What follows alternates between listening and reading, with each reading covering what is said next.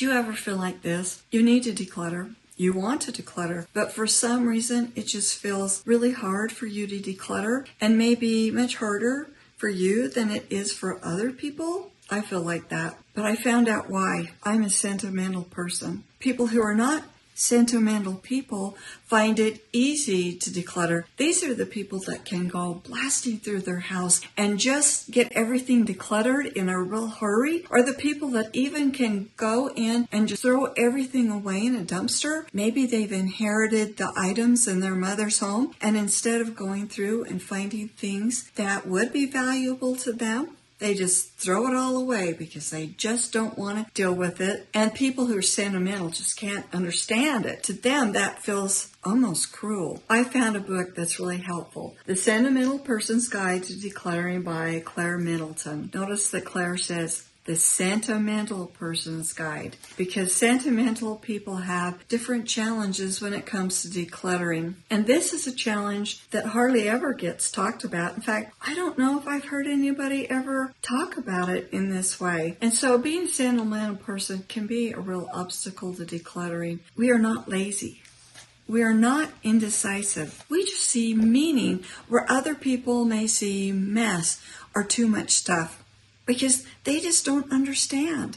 For sentimental people, the most ordinary object, like a button or a book or a pen or a pillow or a pair of old glasses, can hold a lot of meaning. It reminds us of a memory, of a person, of the person we used to be, of the person we are hoping to be, of things we used to do, of things we hope to do and we dream about doing. That thing can just represent so many parts of our lives, and it feels to us that if we let that go, we're letting part of our lives go. It's really important to us that when we declutter, that thing goes somewhere meaningful, unless it is just easily identifiable as trash. Maybe we need to honor it in a way like just looking at it and having the memory, making sure that it goes to someone who'll really value it or enjoy it, or maybe it will even be donated to a charity that is meaningful to us, that it's just not thrown away in a dumpster. And it's really important to us that we preserve the memory in some way. Maybe it is just looking at it and thinking about what happened. Maybe it's taking a picture of it or writing about it in our journal. And maybe we need to do something like create a memory box, something that is kind of limited so we can't keep our whole house, but we can preserve the things that are most important to us. The third thing is to recognize that this is going to take time for a sentimental person, unless they're absolutely forced to move by some terrible health challenge or financial challenge.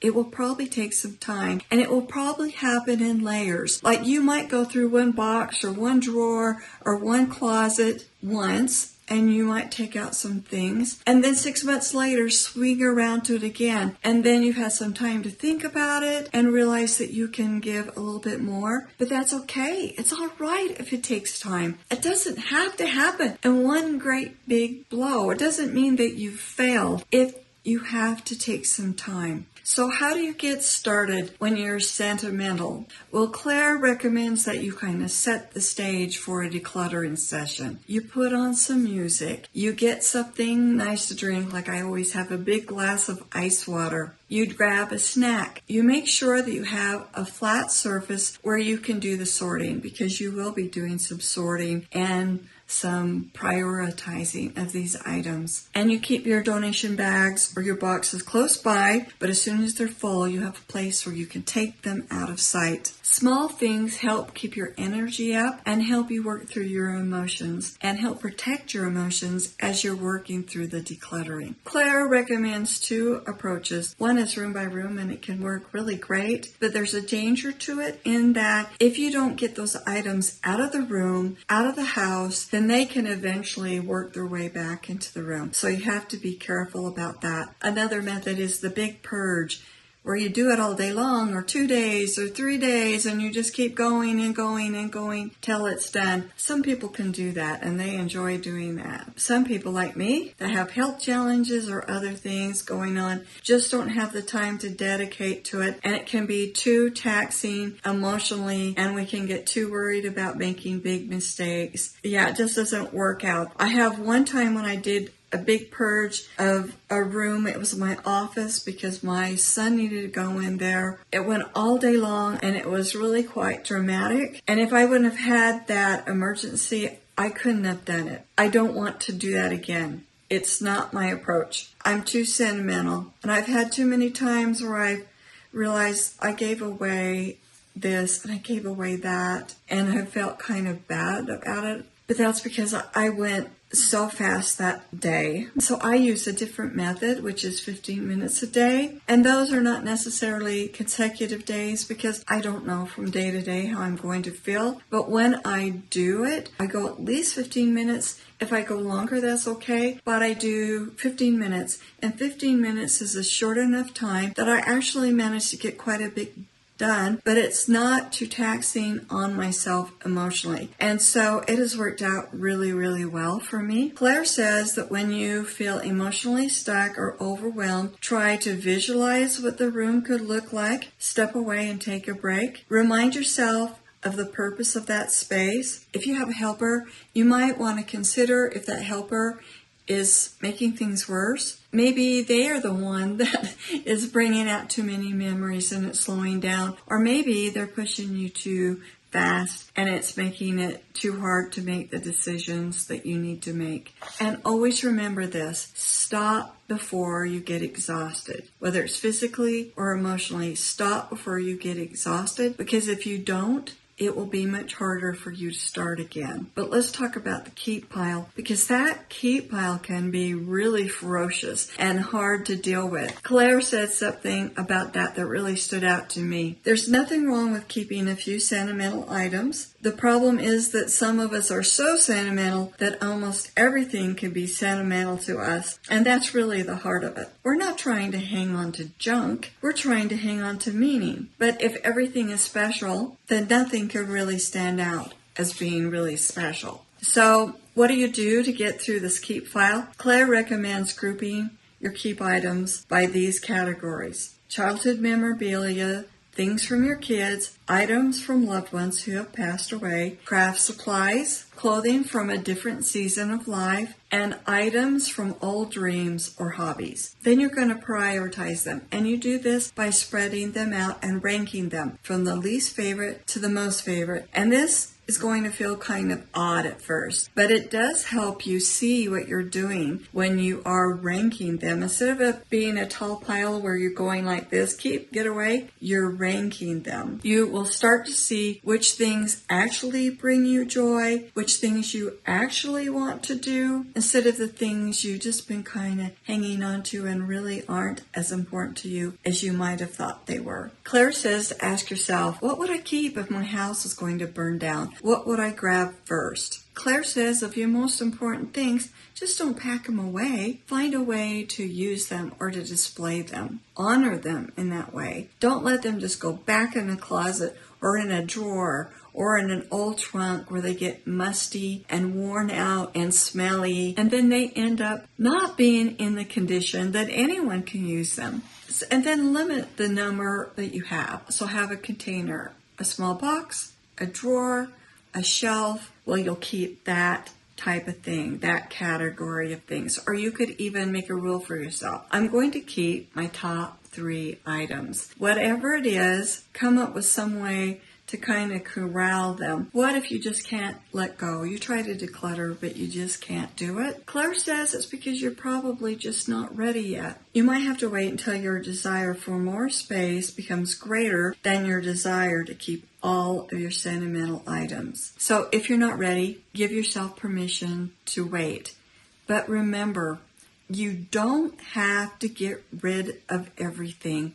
I think that that's something that holds back sentimental people from decluttering, because we see other people who declutter and they get down to almost nothing, and they mean have almost nothing on their shelves. Some people will even recommend that you have one plate for every person, and you just kind of get this sense, I have to get rid of everything. I'm not ready to get rid of everything, and we might even start to feel rebellious inside. But remember, you don't have to do that. You don't have to get rid of everything. And if you remind yourself of that, and that I'm just going to keep the things that are most important to me, you may start feeling ready to do it. Claire doesn't specifically address chronic illness, but I think everything she's talking about can become more important when your energy is limited. Many of us with chronic illnesses may have trouble because we feel guilty that we can't do more. We see our past healthy self in the things we used to enjoy, and it's hard to let go of that past. We struggle to pace ourselves. We may even worry about getting started decluttering because we'll do too much and wear ourselves out. We may feel emotionally raw about how much our life has changed, and the thought of getting rid of things that make us feel sentimental just seems like a bridge too far. Decluttering in a way that honors our sentimental natures and our need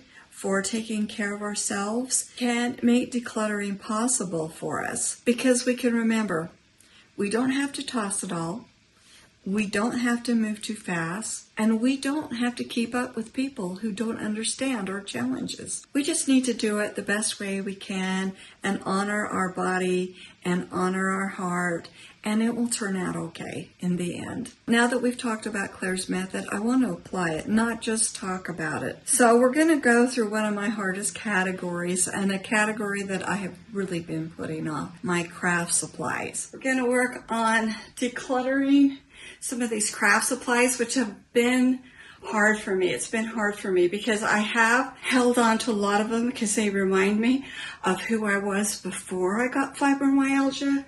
Like, I have a whole bunch of acrylic paints because I used to paint a lot, and I even painted murals on walls and everything, so I have so many, and I've just hung on to them in case that I will. I've already gotten rid of so many of mine because I used to have a scrapbooking company, so I had a lot. There's a lot that I know will just have to be trashed because I can't donate all these open bottles of acrylic paints. And there's some acrylic paints I'm keeping, like all my goals, because I use those when I'm working on frames and stuff. So we'll see. We'll see. My top things are in these, which have become my containers. So this one has like my fabrics and stuff. I'm making those aprons. And then I have this. I don't know about this. When I was a girl at church, our teacher had us made all of these blocks, and everybody signed them. And then the idea was we'd make a quilt, and then there wasn't enough to make a quilt, so my mom made a whole bunch more. That's still not enough to make a quilt. And I thought, well, maybe I could finish that and make myself like a lap quilt. So I've been hanging on to this since I was 17, and I am 67. So what is that, 50 years? But I'm thinking if I get rid of all this other stuff, maybe I'll keep it.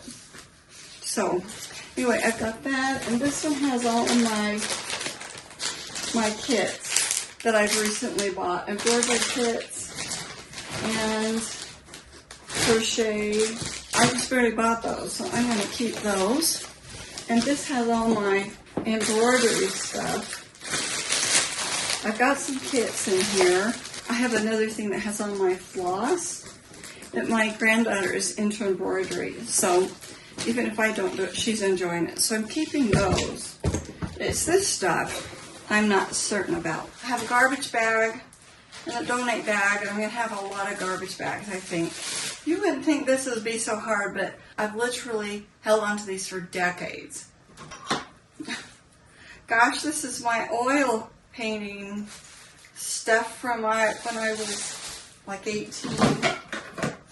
See, varnish, oil painting. This could be donated from 1979. That's why I moved over to acrylic painting, because oil painting is so messy.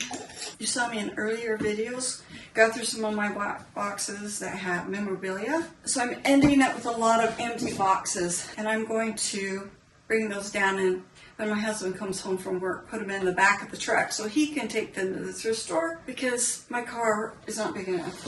Look at that. Okay. Killing my feet. Let's do this. Maybe this won't end up being as hard as I thought. Gold paint. Gold. Keep gold.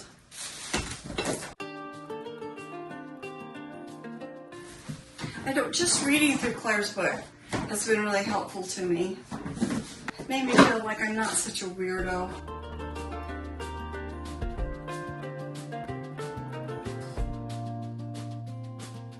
Some of these are glitter. Maybe looking at it's making me wonder, why did this take me so long? Oh, okay, this is sewing stuff. Oh, I just managed to cut myself. Yeah. Needles. Oh my goodness. Okay, I've just hit the wall here. Fabric marker. Oh, that's a better fabric marker than I have. Okay, I'm not going to get hung up on this. A grommet kit. I wondered where this was. This garbage? Is this garbage? Oh, this is garbage. No. I'm not going to get hung up on that because it's going to take some thought because I still do so. Oh, this is not craft stuff. Oh, wait. Oh, duplicates of pictures my mother made. Okay, I have all of those. Look at me in 8th grade. Look at my hair. It was called a gypsy. I look terrible.